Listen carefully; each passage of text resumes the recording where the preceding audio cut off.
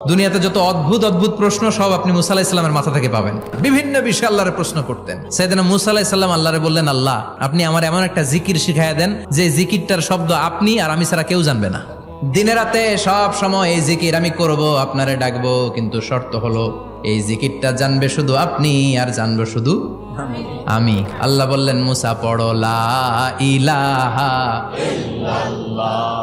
মুসা আলাইহিস সালাম কয়, মাবুদ এটা তো জাতীয় জিকির, সবাই জানে। আমি তো চাইছি এক্সেলেন্ট একটা জিকির, কারো কাছে নাই, শুধু আমি জানবো আর আমি পড়বো। আল্লাহ বললেন, মুসা এই লা ইলাহাকে যদি এক পাল্লায় রেখে দাও, তাম বিশ্ব, সাত আকাশ, সাত জমিনটারে তুলে যদি তুমি আরেক পাল্লায় রেখে দাও, লা রাজাহাত কাফাতু লা ইলাহা ইল্লাল্লাহ, মুহূর্তের মধ্যে লা ইলাহার পাল্লা ভারী হয়ে যাবে। ও মুসা, তুমি যতই এক্সক্লুসিভ জিকির চাও, লা ইলাহার চেয়ে দামি জিকির আমার কাছে নাই।